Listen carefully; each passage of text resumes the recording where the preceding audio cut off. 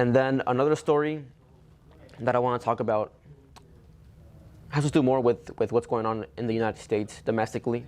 And it's about the labor movement here in the United States. And one specifically that I want to talk about is the Amazon Labor Union, how they have been successful in becoming the first Amazon warehouse in history to fully unionize, which represents a serious threat to corporate power, corporate greed, corporate power. And so this Amazon warehouse is located in New York, in Staten Island. And the story really began back in 2020, March of 2020, when the pandemic was at its peak in the US. And during this time, Amazon employees at the JFK 8 warehouse planned to walk off the job to demand better pay and better protections amidst the COVID-19 pandemic. Very reasonable demands from that warehouse.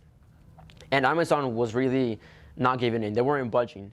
And so the person who organized his walkout, his name is Chris Smalls.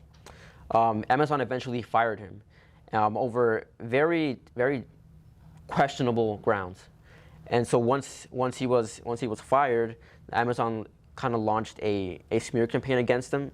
And in an internal memo, they called Chris Smalls not smart or articulate, and they really tried to make him the face of this union to kind of put it down. But Chris Smalls went ahead, and in April of last year, he created the Amazon Labor Union to really unionize, to really create union efforts to unionize his warehouse that he used to work at.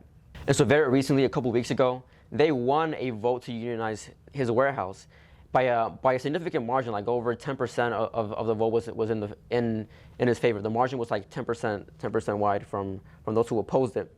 And I really don't want to downplay the significance of this vote, because it's truly historic, and it's arguably one of the biggest labor victories since the early 1900s. Because think about it, Amazon is the second employer in the United States, and they've been really enjoying an era where their power is kind of unquestioned, where they get to decide labor conditions for millions of workers without any accountability.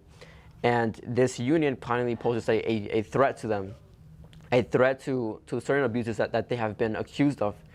And just to kind of jog your mind about those abuses, there's been stories that at Amazon warehouses, they get such little time for breaks, like 15 minutes.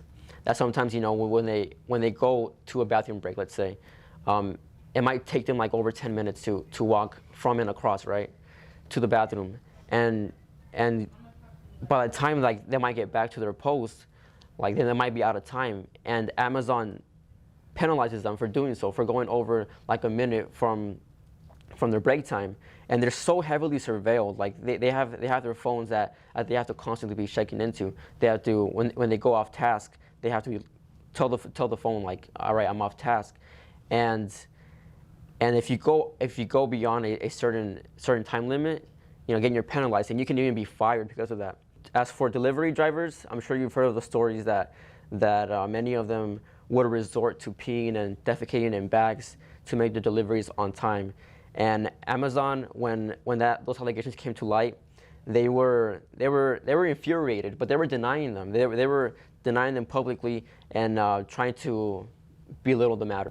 There's more to this. In a Business Insider report that came out very recently, they put a graph together where they compare how many musculoskeletal injuries per 10,000 full-time employees there are in Amazon warehouses versus non-Amazon warehouses, and all private businesses in general. And it's not even close. If you pull up this graph, you can see that in Amazon warehouses, the rate of injury is about 1,000 injuries per 10,000 employees. And for non-Amazon warehouses, that number is about 200. So that's a massive disparity.